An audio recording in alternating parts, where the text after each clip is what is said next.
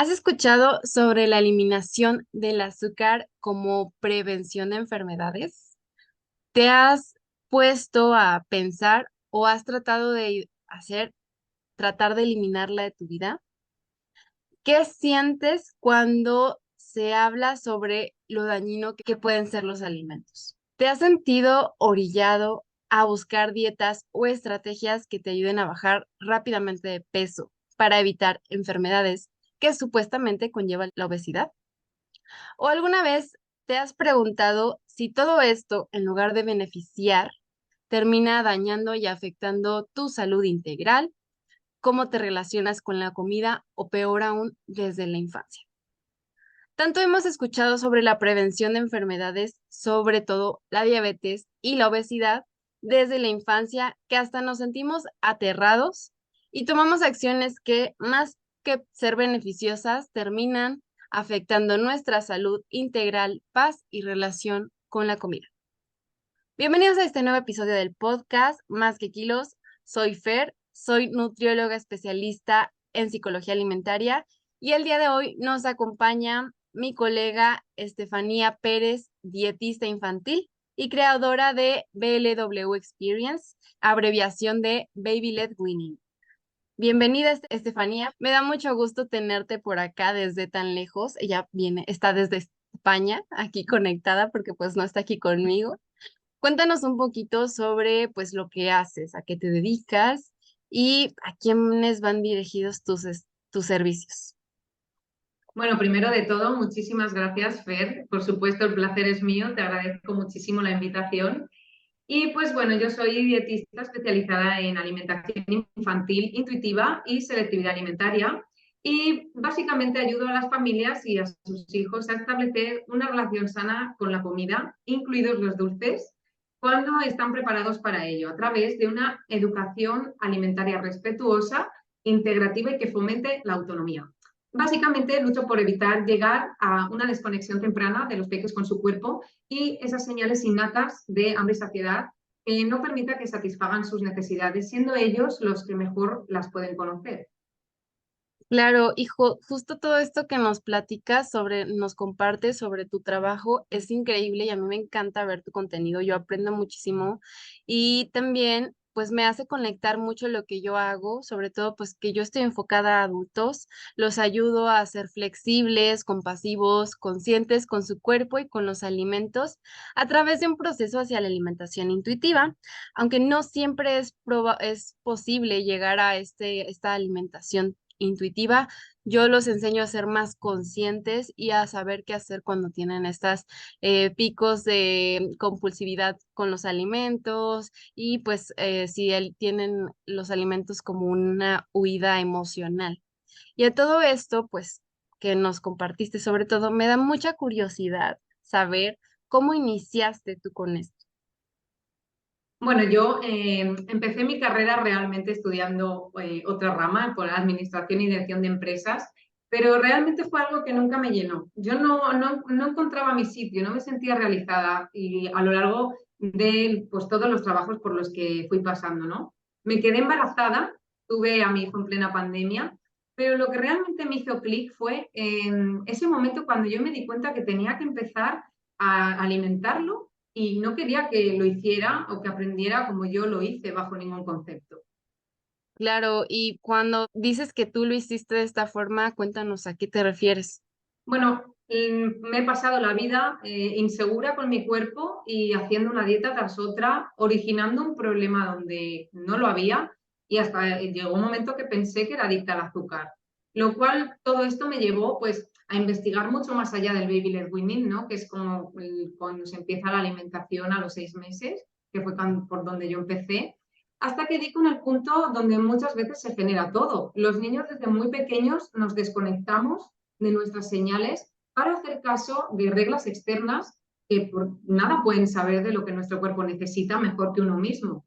Entonces, gracias a este trabajo, pues también conseguí sanar mi relación con la comida. Bueno, aún sigo trabajando en ello y asegurando lo mismo para mi hijo. Así que pues decidí compartirlo porque, bueno, creo que este enfoque de la alimentación intuitiva puede ayudar a muchos peques y a muchas familias. Claro, y justo con esto ¿cómo crees que se ven beneficiados más que nada las familias que atiendes?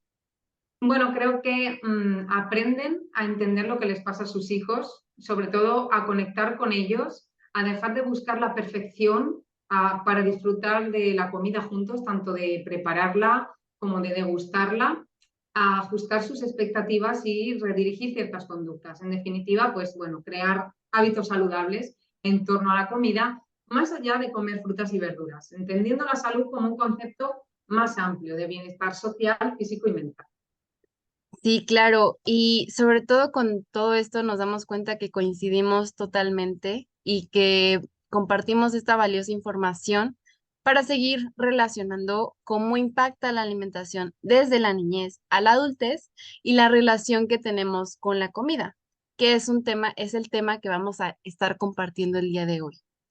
Pues para iniciar, yo sé que hemos escuchado mucha información o estadísticas de cómo está la salud en México o allá en España, que pues nos Ujú. sentimos preocupados sobre todo por todas estas estrategias que se han llevado a cabo. Y pues para eso les compartimos algunas de estas estadísticas. La Organización Mundial de la Salud nos comparte que las cifras de obesidad se han triplicado desde 1975 y hasta el año 2016 y no se ha visto que haya disminuido. Y pues también en México, en el 2020, la diabetes mellitus pasó a ser la tercer causa de muerte, superada por el COVID y las enfermedades del corazón. Se estima que el 10% de la población mexicana adulta tiene diabetes tipo 2 y estas cifras han estado aumentando en la población más joven, lo que pues nos parece a veces preocupante. Pues sí, en España la prevalencia de la diabetes ha alcanzado alrededor del 15%, según la Federación Internacional de Diabetes. Afecta ya a 1 de cada 7 adultos, es la segunda tasa más alta de Europa. Además, el número de personas con diabetes ha incrementado en España en un 42% desde el 2019. Claro, y con estas cifras que les estamos compartiendo es para decir, sabes que esto es real, esto es lo que está pasando, pero ¿qué pasa si nosotras ponemos el foco en la alimentación o las estrategias van enfocadas solamente a la alimentación o a pequeños factores, ¿no? Y pues esto en específico, lo que obtenemos es miedo y sobre todo nosotros como adultos lo transmitimos hacia los niños de esta forma o incluso lo aprendimos así. Así es, y el problema es que se hace sonar la alarma sobre los niños y la diabetes mientras se pasan por alto los efectos dañinos del alarmismo en torno al azúcar. Evidentemente hay algunos alimentos que tienen menor carga nutricional, pero esto no significa que deban ser los causantes únicos o principales de dicha enfermedad o que van a tener un impacto directo en el tamaño de nuestro cuerpo. Claro, y pues tenemos muy aprendido que el tamaño de nuestro cuerpo es lo que hace que tengamos ciertas enfermedades, pero en realidad esto pues es mucho que debemos cuestionar. Y pues para darles más claridad sobre esto, pues voy a platicarles aquí un poquito sobre las estrategias que se han implementado específicamente en México para combatir estas problemáticas que pues muchas veces terminan siendo contraproducentes o pues se ha visto que no han tenido mucho éxito. En el 2014, no sé si aquí nuestros escuchas recuerden esta publicidad sobre Chécate, mídete, muévete, que pues esto hacía que nosotros viéramos cómo era, pues que era importante estarnos checando constantemente cómo nos vemos, si nuestra cintura ha aumentado y sobre todo algo bien importante es que en este anuncio salía una niña que era la que era el policía de los cuerpos. Esto nos da pues pie a muchas otras cosas que pues no son sanas de estar compartiendo con otras, ¿verdad? ¿O tú qué piensas sobre esto, Estefanía? Exactamente, ¿qué está percibiendo esa niña? Si está siendo, digamos, la policía alimentaria o juzgadora de esos cuerpos. Qué va a aprender? ¿Qué va a hacer después en su futuro de adulta? Sí, Primero juzgar su cuerpo, pero juzgar el de los demás también. y pues nos da a entender que está bien que juzguemos el cuerpo de las Exacto. demás personas o que les mencionemos o los señalemos, ¿no? La número 2 es el impuesto extra que se ha puesto a los alimentos y bebidas altos en azúcares y calorías. Esto, en mi opinión personal, lo veo desde la perspectiva que al ser menos accesibles terminan siendo más deseables. Terminan siendo que, pues, cuando yo trabajo más o tengo más dinero, me puedo dar este lujo, me puedo dar este privilegio y termina siendo para lo único o más bien gran parte de lo que hago para poder ganarme la vida, ganarme el alimento que deseo, que pues a lo mejor es altamente palatable, ¿no? Pero lo tenemos así. Luego tenemos el tercero, que es el etiquetado de advertencia de los alimentos que inició o cambió más bien en el 2020. Este nuevo etiquetado personalmente no me encanta porque pues creo que es más difícil de interpretar para no llevarnos a los extremos, porque es lo que hace. Esto es malo, esto es bueno, en lugar de decirte, oye, puedes tomarlo de otra forma, ¿no? Y sobre todo porque pues nos da esta señal de alarmismo de alto, este alimento no lo debes de consumir. Y pues de hecho hasta hubo muchos debuts de recaídas en trastornos de de la conducta alimentaria cuando se hizo este cambio. No Claro, sé, porque sí, también nos lleva mucho a un control excesivo, constantemente estar mirando el etiquetado y llevar un control constante de lo que tenemos que estar comiendo, si está bien o si está mal, si nos hace sentir más o menos culpables por consumirlo, teniendo ahí esa etiqueta, ¿no? sí, sobre todo, y pues, pues el impacto negativo que tuvo, que pues realmente no siempre se le ve mucha utilidad. Yo a mis pacientes les enseño qué hacer con estas etiquetas, pero pues hay muchas personas allá afuera que no saben qué hacer con estas etiquetas y termina siendo pues el alarmismo o el lado contrario, el ya no me importa nada y voy a comer Sí. lo que se me hinche y no importa que sea malo, ¿no?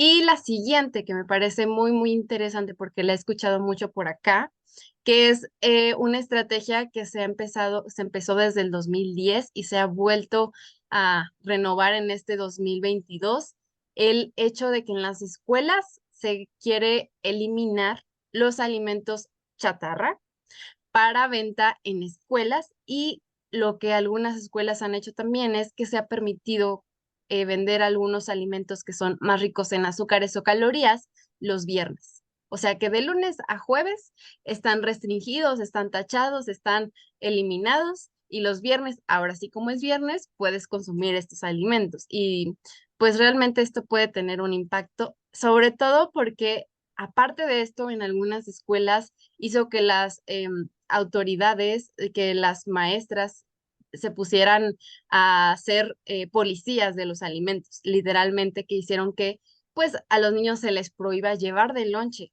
los alimentos que son considerados como chatarra, cuando pues este tipo de acciones puede jugar en nuestra contra. Y pues, Estefanía, ¿tú qué opinas de esta Bueno, estrategia?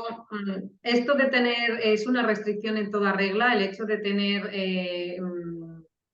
el permiso de poder hacerlo un día a la semana, cuando eso lo hemos hecho, yo creo, todas las personas que hayamos hecho dieta, es como estarte preparando para ese día.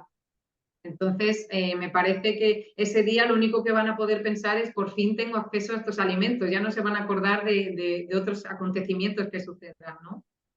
Y también el hecho de que haya policías de los alimentos en los lunches, lo que hacen los niños que piensan, no, es que este alimento es malísimo y ya no lo quieren comer y incluso le tienen pavor. Hay niños que Sí. desarrollan este miedo enorme y que no vemos, no dimensionamos que podemos ocasionar esto, que habrá niños en los que en sus casas no se retribuya esto o que no sea, no tengan esta personalidad o alarmismo, pero hay otros que sí. Entonces, cuidado ahí.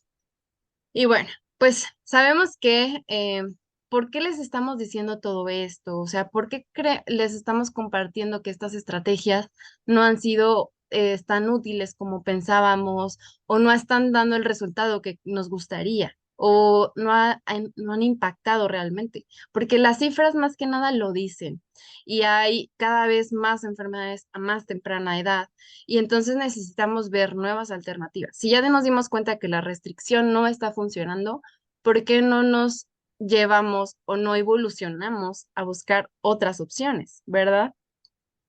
Exacto, si es que las cifras no paran de aumentar, las estrategias que se están poniendo en práctica no están dando solución, entonces aparte existen ya una gran variedad de estudios que avalan esto, que una restricción alimentaria no está solucionando. De hecho, en un estudio experimental que se publicó en 2015, se llegó a la conclusión que restringir lleva a comer en exceso. Por ejemplo, hay niños que tienen los dulces prohibidos en casa o restringidos a un día a la semana, por ejemplo, y luego van a algún cumpleaños donde pues tienen los dulces a su disposición y son los típicos niños pues que no pueden separarse de la mesa, que terminan con dolor de estómago y lo último que se acuerdan es de que están jugando con sus amigos. No pueden separarse de la mesa porque no saben cuándo podrán volver a tener a su disposición esos alimentos que tanto desean. Así es, y esto también nos pasa a los adultos. Esta conducta que nos enseña a restringirnos toda la semana para el fin de semana poder tener un cheat meal o hasta que termine la dieta de un mes o 2 meses, ya voy a poder comer lo que me venga en gana o tener una alimentación libre, realmente lo que está haciendo es que nos estamos programando para comer en exceso. O sea, literalmente nos estamos dando permiso, condicionando la alimentación. Solamente si hago esto, tengo permiso de comer esto y de manera desmedida muchas veces. Y aunque en muchos casos no sea planeado, es frecuente que termine por comer más de lo que necesita. A lo mejor hay personas que dicen, ¿sabes qué? A lo mejor yo ni aguanto hasta el fin de semana y lo hago días antes, pero se tiene este remordimiento de que se comió más de lo que se tenía establecido, cuando a lo mejor simplemente era una decisión de supervivencia de nuestro cuerpo, una alarma. Así es, y con estas restricciones realmente a los peques no les estamos enseñando a comer, solo a temerle a ciertos alimentos y obligarles a comer otros solo porque son sanos, entre comillas, o incluso ocasionando un factor predisponente o que está precipitando un trastorno de la conducta alimentaria, ya que, bueno, este dato es un poco alarmante, pero es real, ya que se ha estimado que un niño tiene 242 veces más de probabilidades de tener un trastorno alimentario que diabetes tipo 2. Hoy sí, realmente esto puede sonar un poco alarmante, pero realmente sí hay estudios que nos dicen que entre más temprano nosotros empezamos a meter estos miedos, más probabilidad hay de que los niños desarrollen un trastorno de la conducta alimentaria. Y no necesariamente tiene que ser desde la infancia, o sea, lo pueden resultar hasta más grandes, adolescencia, adultos jóvenes, ¿no? Y bueno, pues para tener todo esto más en claro y sobre todo es desmentir que pues el foco rojo solamente es la alimentación o el cuerpo o el tamaño del cuerpo en el desarrollo de la diabetes, pues realmente este alarmismo desmedido a veces nos hace pensar que son las únicas causas o factores de riesgo para desarrollar esta enfermedad, pero pues realmente no es así. De hecho, estábamos omitiendo totalmente que hay más de 10 factores que intervienen. Como pues algunos son modificables y otros no, es necesario que sepamos que tienen que ver y que no todo es totalmente modificable. Y pues el primero es el uso crónico de medicamentos como corticosteroides. Un ejemplo es la dexametasona, que se usa para el dolor o inflamación. Un estilo de vida sedentario, el consumo de tabaco, los disruptores endocrinos, que no sé si han escuchado sobre que la presencia de BPA en los recipientes para conservar alimentos, que esto se ha visto también que tiene una influencia acá, que haya picos de glucosa. ¿A qué me refiero con los picos de glucosa? No estamos hablando que por comer un dulce ya tengas un super pico de glucosa, ¿no? Estamos hablando de que qué tan frecuente tenemos estos picos de glucosa, qué tanto tenemos esta situación que está desencadenando que mi cuerpo necesite una respuesta diferente o se encuentre en un momento en donde no está funcionando adecuadamente. Luego tenemos también las deficiencias de sueño, o sea, insuficiente sueño y falta de descanso. Nosotros estamos acostumbrados a trabajar muchísimo y no le damos la importancia adecuada al descanso. que sea algo crónico, obviamente es un factor de riesgo.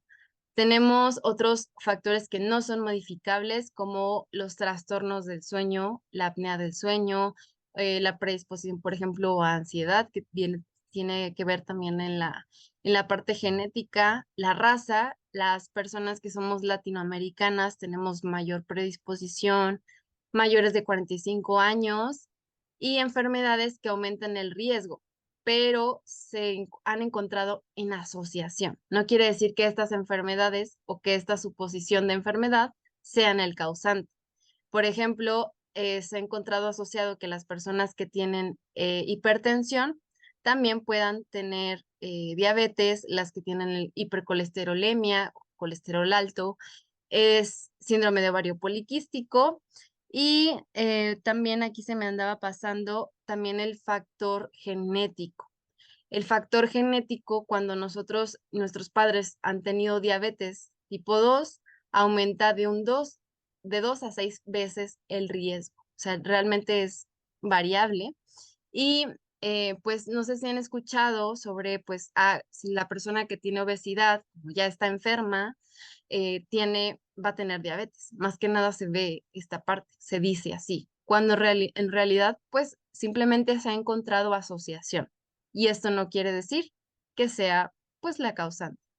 Exacto, además es que la mayoría de estudios y sistemas e instituciones médicas están muy orientados a la gordofobia, son completamente pesocentristas y no apoyan ni entienden la diversidad corporal. Es importante destacar que una asociación de enfermedad no quiere decir que sea un causante, como comentas, que se haya encontrado asociación en personas con cuerpos gordos con el desarrollo de diabetes no quiere decir que es una causante de la enfermedad.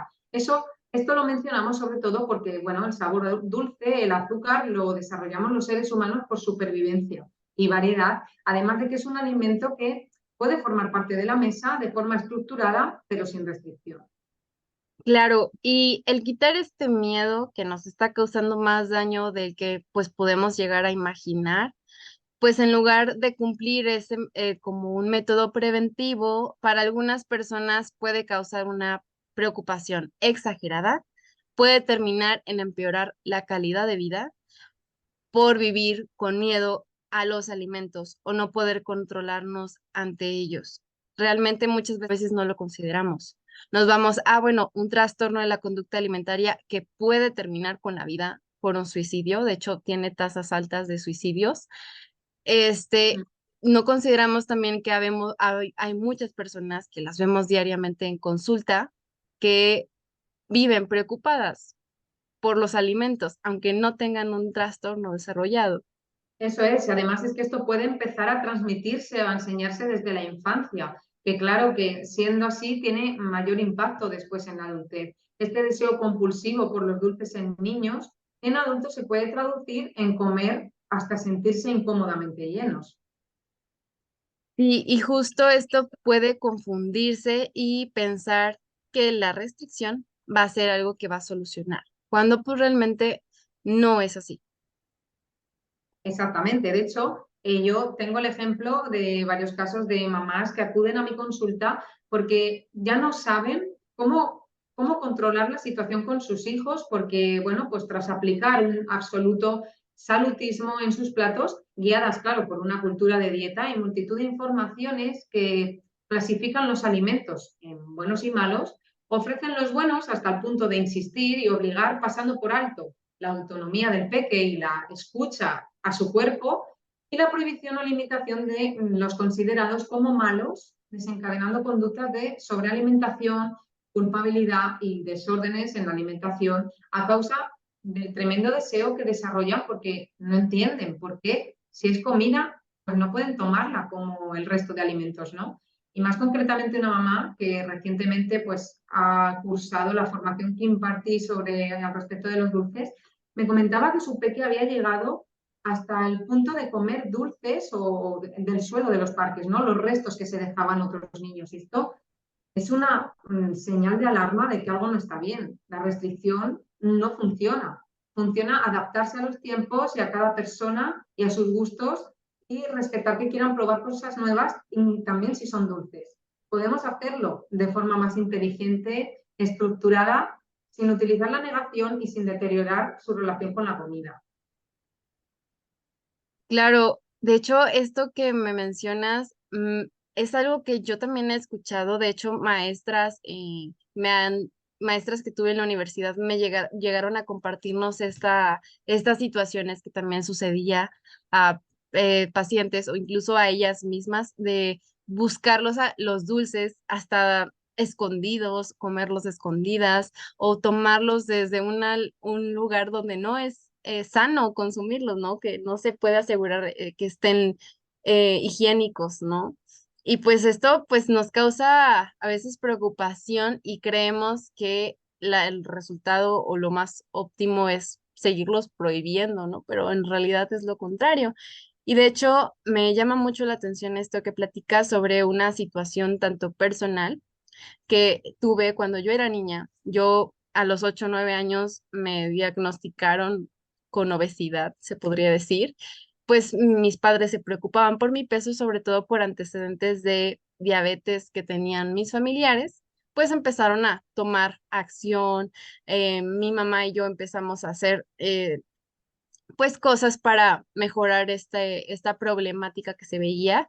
Pues ella acompañándome, pues tomó ciertas a medidas que pues no nos fueron sanas desde un inicio y después empezó a cambiarlas, pero pues por practicidad y pues situación de mis padres, pues tengo tres hermanos más, pues imagínense casi de la misma edad, pues mi mamá pues a veces nos mandaba de lonche barritas o fruta y pues yo veía que en mis compañeros llevaban otras cosas, yo decía, qué rico, yo quiero lo que ellos traen, o yo quiero tener dinero para ir a comprar algo a la tienda, ¿no? Que sea más de lo que estoy llevándome, ¿no? Pues esto obviamente era una respuesta natural a que, pues claramente yo me quedaba con hambre, terminaba comiéndome los lonches que no se comían mis amigas, y pues realmente me pasó también que en situación donde había acceso libre a la comida en algún cumpleaños o fiesta, pues yo no sabía medirme, o sea, yo no sabía qué tanto podía estar cómoda con tanta cantidad de alimentos. Yo solamente veía, hay alimentos disponibles, tengo que aprovechar porque no sé si me van a dejar comer esto de nuevo, ¿no? O sea, esta clara, pues se podría decir un poco de obsesión por la comida que no está disponible, este deseo y pues me ocasionó sentirme pues con remordimiento al no saber poner estos límites, realmente vivía en una desconexión de mis señales de hambre, saciedad, que pues esto lo veo en retrospectiva y digo, bueno,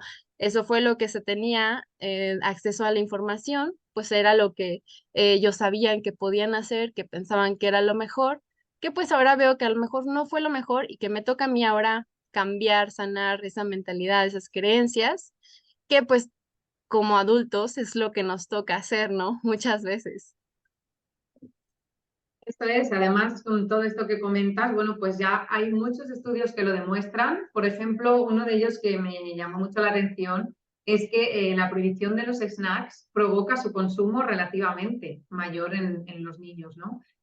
Fue un estudio de 2 fases en el que se vio que el deseo aumentó muchísimo en el grupo de prohibición, mientras que fue constante en el grupo a los que no se les prohibió. Además, pues los comportamientos de los padres, según concluye este estudio, juegan un papel importante en el comportamiento alimentario y el estado, en el peso de los niños, ¿no? Además de modelar y proporcionar comida, los padres también influyen mediante el uso de técnicas de control. Y una técnica muy frecuente que utilizamos es la restricción de la ingesta. Y finalmente se vio que los niños cuyos padres impusieron muy pocas o muchas restricciones en casa consumieron más kilocalorías durante todo el experimento, a diferencia de esos niños pues, que estuvieron expuestos a un nivel moderado de restricción en casa, es decir, como estructurado, ¿no? Así que, pues como se puede ver, pues no es ni dar rienda suelta ni restringir, porque ni un extremo ni otro son beneficiosos, ambos perjudican. Claro, y pues de hecho, así estudios como este, cada día salen más y es necesario que pues estemos recibiéndolos. porque realmente es lo que nos puede estar ayudando, que necesitamos empezar a poner en práctica, pues para prevenir y para estar más sanos con más calidad de vida. Y pues a todo esto, cuéntanos, Estefanía, ¿qué podemos hacer para mejorar estas estrategias para prevenir y para estar mejor? Bueno, pues en primer lugar, es muy importante aceptar que existe esta predisposición genética en el desarrollo de un cuerpo gordo o a ciertas enfermedades. Hay un 22% de factores que influyen en nuestra salud que tienen que ver con nuestra biología o genética y tan solo pues, un 10-15% tiene que ver con lo que comemos. Yo no digo que no tenga impacto lo que comemos en nuestra salud, pero no el impacto que nos han hecho creer que tiene. En segundo lugar, pues cuidar de ti desde esa aceptación y autorrespeto, conociendo las consecuencias de hacerlo desde la obligación. Esto pues no es sostenible en el tiempo y además esto lo estás transmitiendo a tus hijos. Y en tercer lugar, conocer qué influencias tuviste en la infancia y qué puedes estar transmitiéndole también sobre estas ideas sobre alimentación, ¿no? Y justo con esto es realmente saber que este impacto o este porcentaje que tiene que ver con la alimentación, pues realmente muchas veces creemos que es el 100% cuando no es así y pues a veces vemos en redes sociales, nos comparten de que dejé el azúcar y previne Alzheimer, ¿no? O ya no tuve cáncer, o cosas así que nosotros decimos, bueno, realmente cómo se está transmitiendo esta información, que la obsesión o el salutismo va a ser lo que haga que no tengamos estas enfermedades y cuando llegan nos sentimos no culpables o si nosotros sí consumíamos azúcar llegamos a sentir una culpa tremenda que digamos nos hace vivir la enfermedad con más dolor, con más pues como si hubiéramos podido haber hecho algo, que muchas veces pues no se trataba totalmente de eso, ¿sí?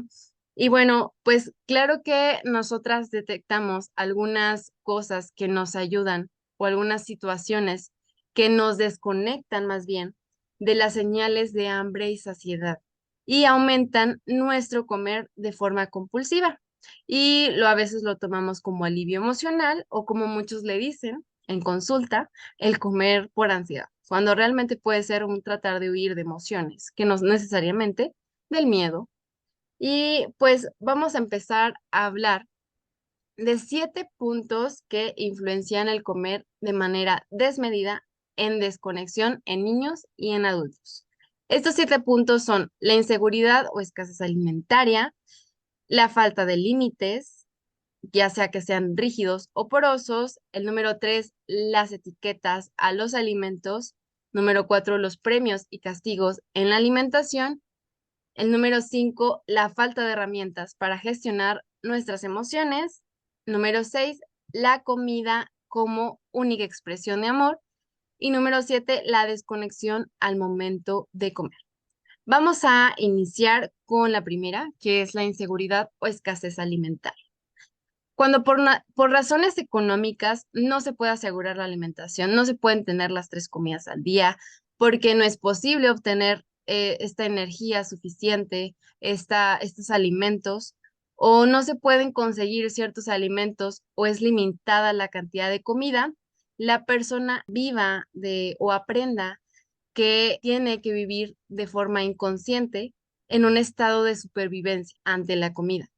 Lo mismo pasa cuando hay prohibiciones tanto autoimpuestas o por los padres, que pues ya sea por cualquier causa, por miedo a que nos dañen o nos hagan subir de peso, este miedo desmedido a subir de peso. Exacto, y es justamente por eso, por querer lo mejor para nuestros hijos, ¿no? Y tener ese miedo a que vayamos a dañar su salud. Todo esto basado en una cultura de dietas que se basa en un sistema de creencias instaurada en nuestra sociedad en el que estar delgado es sinónimo de estar sano, de tener éxito y es a lo máximo a lo que podemos aspirar, ¿no? Es lo más deseable, es decir, hace que asociemos la salud, la belleza, el bienestar con perder kilos, mientras que en realidad ese discurso lo que hace es alimentar la vergüenza y discriminación corporal y fomenta los trastornos alimentarios. Así es. Y justo, pues ahora vamos con el siguiente, el etiquetar los alimentos como saludables y no saludables. Muchas veces creemos que entre más sepamos sobre los alimentos, de esto es bueno, esto es malo, vamos a tomar decisiones más racionales hacia los alimentos, pero esto no sucede así. Es imposible tener una elección alimentaria totalmente racional y totalmente consciente. Entonces es necesario que sepamos que al momento de nosotros clasificarlos como sanos o no sanos, lo que en realidad estamos haciendo es que los vemos como buenos y como malos. Nos estamos yendo a blanco y negro, ¿sí? Y esto pues hace o deriva en que tengamos acciones, ya sea para merecernos algún alimento que clasificamos como malo, porque pues es algún premio o es algo que me da permiso de portarme mal, o que los buenos sean cosas que necesitas hacer para poder llegar a tener algún otro resultado, ¿sí? El siguiente, estaríamos hablando, el número 3, de los límites. Hablamos de los límites cuando nos referimos a lineamientos que son necesarios para expresar y actuar dependiendo de cómo nos sentimos físicamente o en ciertas acciones, ya sea con nosotros mismos o en convivencia con otras personas o en cualquier actividad. Exactamente, hablando de la alimentación y relación con la crianza, los padres son quienes ponen los límites en algunas situaciones, pues como decíamos, para evitar que sus hijos, que nuestros hijos sufran, ¿no? Pero se necesita enseñar a nuestros hijos que pueden decir que no si no se sienten cómodos con algo.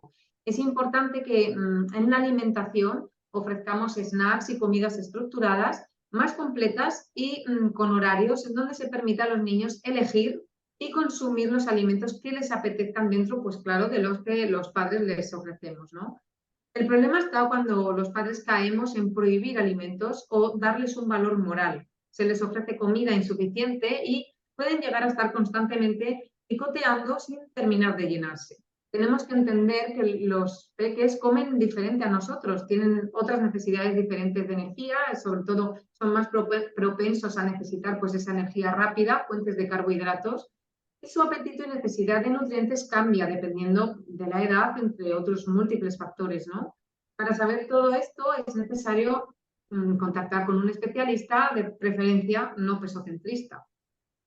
Así es.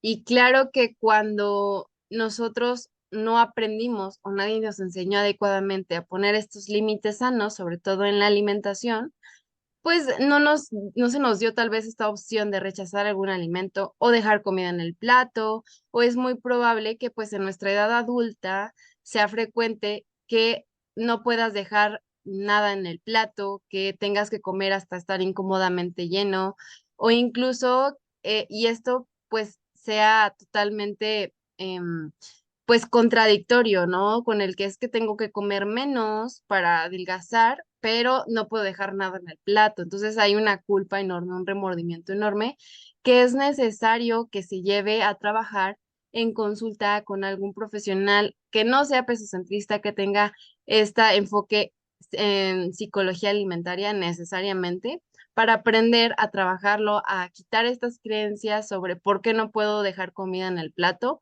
y a empezar a reconectar mis señales de hambre y saciedad. Exactamente, y es que con estos límites el problema es que cuando los cerebros de los niños que interpretan todo de manera bastante eh, como lo perciben, van a entender que su mamá sabe mucho mejor lo que debe comer y cuánto, y no puede confiar en lo que siente su cuerpo o en sus señales de hambre y saciedad, lo que le va a llevar a una confusión y falta de confianza ante las elecciones o la cantidad de comida que quiera comer, y además esto influye sobre la autoestima afectando a otros ámbitos de su vida. Es por esto que necesitamos observarlos para ofrecerles una variedad de alimentos que les gusten y también que les ayuden a saciarse. Y si te piden más comida, pues ya debemos considerar que puede ser porque tienen más hambre o buscar o intentar valorar por qué está pidiéndolo, ¿no? El siguiente factor que identificamos son los premios y los castigos. A lo largo de nuestro desarrollo, hemos aprendido diferentes situaciones en donde la comida es un premio, ya sea porque es algo que podemos conseguir con dificultad, como mencionaba antes, o tenerlo como privilegio, pues puede ser incluso algo que diga, bueno, me lo merezco o lo puedo conseguir en cierta situación, o si hago tal cosa, o si trabajo toda la semana, ya puedo comprarme este alimento, o ya puedo darme permiso de comer este alimento, o si fui al gimnasio, ya me puedo dar permiso de comer esto. O incluso algo que nos sucede, yo creo a todos nos ha sucedido, que por ejemplo en la escuela la maestra nos ofrezca dulces solamente a los niños que se han portado bien. Y pues esto, pues, o que contesten correctamente las preguntas. Obviamente nos tenemos esta conexión con los premios en la alimentación. Claro, y también como castigo, como cuando la comida pues se vuelve obligatoria, a pesar de la incomodidad que el niño pueda sentir frente a un alimento concreto, ya sea pues por no tener una apariencia agradable, por miedo a lo desconocido o por enfrentar nuevas texturas para las que no está preparado porque no se han llevado a cabo pues ciertas herramientas para mejorar la aceptación. O que sea una comida condicionada. Por ejemplo, si no te comes las verduras, no podrás salir a jugar. O si no te acabas tu plato, pues te voy a castigar. Y aquí se está dando a entender que va a haber una consecuencia negativa por ello. La número 5, estaríamos hablando de la falta de herramientas para gestionar las emociones. Nosotros realmente tenemos esta conexión emocional con los alimentos que no podemos desaparecer, que están ahí, y saber que nosotros tampoco nacimos con la habilidad de saber qué hacer con nuestras emociones o lidiar con ellas. Y sobre todo, es algo que necesitamos aprender y que muchas veces no lo aprendemos de la manera adecuada. No sabemos lidiar con las emociones que nos son desagradables, como la tristeza, el enojo, el enfado, y pues realmente estas son de las más comunes por las que elegimos comer. También, por ejemplo, por aburrimiento, por frustración, enojo, cuando nos sentimos solos, estresados o cuando estamos tristes. Claro, por ejemplo, es muy común que si tu peque quiere pasar tiempo contigo o jugar con nosotros, pero estamos atareados con otras labores, ¿no? Pues quiera comer y pida continuamente para llenar como ese vacío emocional, porque sabe que si lo pide llama tu atención y lo vas a atender, pero también puede pasar por aburrimiento. Y esto fácilmente podría solucionarse pues atendiendo al peque y pasando un rato de calidad con él, ¿no? Y realizando alguna actividad pues, que le ayude a mantenerse entretenido hasta la próxima comida. Pero claro, entiendo que esto no siempre es fácil porque, bueno, pues no siempre podemos dedicar todo el tiempo que nos gustaría a nuestros hijos. Hay muchas cosas que atender y al final, pues bueno, no podemos cubrir al 100% sus necesidades en ciertos momentos. Así es, y justo pues entender esta posibilidad y que lo mejor es adaptarnos y solamente identificar estos momentos, ¿verdad? El número 6, estaríamos hablando de la comida como única expresión de amor. No sé si han escuchado sobre los lenguajes del amor. Bueno, aquí entra la comida claramente, porque por eso se regalan chocolates, por eso nosotros hacemos la comida para la persona que queremos, se la hacemos con mucho amor. Y aquí entran en dos tipos de lenguaje del amor. Vendría siendo los actos de servicio y el dar detalles, dar regalos. Estos lenguajes o esta parte de expresión de amor, existimos estas personas que realmente es nuestra manera pues más predominante de mostrarlo, pero pues el problema es cuando la persona que lo demuestra sí exige una respuesta positiva obligatoria, y que la otra persona no sepa decir que no, no sepa poner límites, pues no tenga esta habilidad para poner estos límites, pues termina siendo conflictivo, ¿no? Una que pues yo esté pensando que la otra persona tiene que sí o sí, este, aceptar, y que es una muestra de gratificación o incluso de amor, pero pues no siempre tiene que ser así, y es importante comprenderlo, ¿no? Y pues a lo mejor se puede agradecer o demostrar amor no solamente de esa forma. Ojo, es importante saber que cuando nosotros rechazamos un alimento, que sea inicialmente porque, que no nos apetezca comer ese alimento en ese momento, que no sea incómodo comerlo, o sea, físicamente, o sea, cómo se siente mi cuerpo para yo estar eligiendo ese alimento, y que no sea solo por decir, por miedo a este alimento. O sea, es necesario diferenciar esas dos partes. Eso es. Y en último lugar, vamos a hablar en el número 7 de la desconexión al momento de comer. Esto puede ser debido a que pues, el momento de la comida se da en un ambiente tenso, por lo que se evita prestar atención a la alimentación o incluso que se aprenda a consumir los alimentos ante estimulantes de dopamina como tener a los niños ocupados frente a las pantallas a la hora de comer, que puede ser por cualquier razón, ya sea por mantenerlos quietos, por tener un momento de tranquilidad o porque necesitan tener ese estímulo, pero completamente los desconecta de ese momento comida y no van a centrarse en los alimentos. Comen como por un acto reflejo, ¿no? Ya no saben, no se están centrando en qué alimentos se están llevando a la boca. Y esto lo tenemos cada vez más a más temprana edad, que pues esta disposición a pantallas y esta necesidad obsesiva por estar frente a las pantallas, que es parte pues de pues muchos padres que necesitan pues a lo mejor empezar a buscar soluciones ante esta problemática y el impacto que puede tener, sobre todo en la alimentación. Y también, pues, nosotros en los adultos, aunque nosotros no tuvimos desde el inicio de nuestra infancia estas pantallas, aprender que esto se puede aprender y se puede volver una costumbre. Es importante, pues, saber que cuando nosotros estamos constantemente frente a pantallas, se vuelve como una necesidad esencial en las horas de comida. ¿Sí? Empezar a separar de que, bueno, estoy eligiendo tener esta distracción porque una, me incomoda lo que estoy comiendo, o sea, me parece que es un alimento que no debería de estar comiendo, me siento mal físicamente y lo estoy comiendo por deber y porque me causa tanto malestar, mejor me distraigo. O hay alguna situación externa a la alimentación que me está constantemente bombardeando mi mente, me estoy sintiendo preocupada, ansiosa, estresada, que lo que más quiero es hacer que el tiempo pase rápido y no estar pensando en nada, ¿no?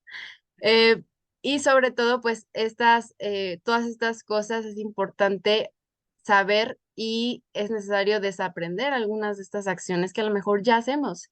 No les digo que a mí no me ha pasado, yo también lo he hecho y estoy consciente de que a veces lo tomo por otras causas externas y que necesito aliviar o buscar soluciones a ese malestar.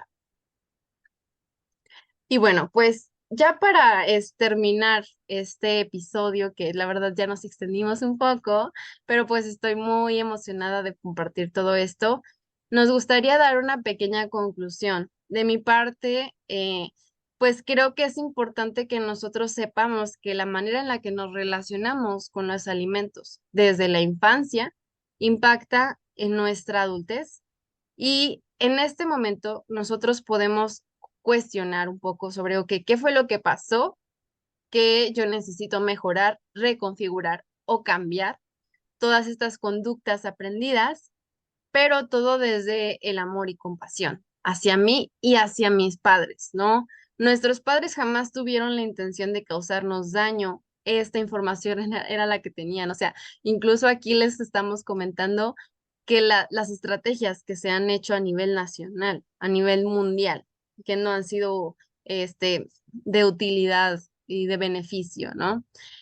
También esta parte, no seguir alimentando estas conductas. Ahora que ya sabemos esta información, ¿qué necesito hacer para, pues, volver a cambiarla, ¿no? Sobre todo para no perjudicar a los más pequeños, a los niños. Y pues empecemos a sanar nuestra relación con la comida. Es muy importante esto que dices, la verdad, porque nuestros padres pues nunca tuvieron esa información, me parece vital, no son culpables de lo que pasó, ellos solo buscaban nuestro bien. Y bueno, yo por mi parte quiero añadir que nuestros peques no necesitan que les enseñemos a comer, me parece el gran mito de la alimentación infantil, porque los niños ya nacen, las personas, los seres humanos ya sabemos sabiendo comer, sabiendo hacerlo. Y lo que realmente necesitan los niños son más experiencias de aprendizaje, porque así es como aprendemos, a través de la experiencia y la práctica.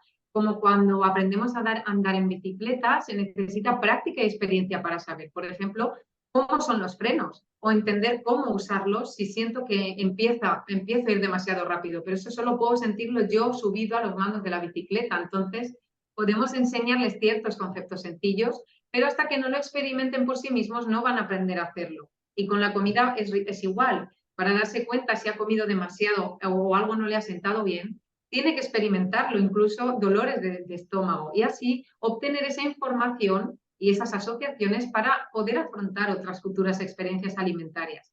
Y sin querer, porque sé que es por el bien, pero les robamos un poco de eso cuando siempre intentamos de intervenir con nuestras ideas sobre alimentación saludable, sobre nutrición, influenciados, claro, por nuestras experiencias individuales en torno a los alimentos. Pero quiero dejar muy claro que podemos hablar y decirles todas las palabras o darles todos los datos del mundo, pero eso nunca va a poder sustituir una experiencia en vivo, en primera persona, para que un peque aprenda y tenga la oportunidad de descubrirlo por sí mismo. Así es. Muchas gracias por quedarse hasta el final. Pues aquí nos despedimos. Estefanía desde España nos está compartiendo esta información tan valiosa y sobre todo estas experiencias que pues ella ha tenido con sus asesorados. Y pues aquí les dejamos nuestras redes sociales. Cuéntanos, Estefanía, ¿cómo estás en redes sociales? Sí, pueden encontrarme como BLW Experience en Instagram y en TikTok. Y bueno, claro, yo aquí tengo mis redes sociales como howtobefit.withlove en Instagram y Facebook y Fer López How to en TikTok. Y recuerda, cada vez que te frustres, enojes o desanimes por no seguir una dieta al pie de la letra o no puedas bajar de peso, eres más que kilos y la comida aporta más que nutrientes. Y no por eso vas a dejar tu salud de lado. Nos vemos.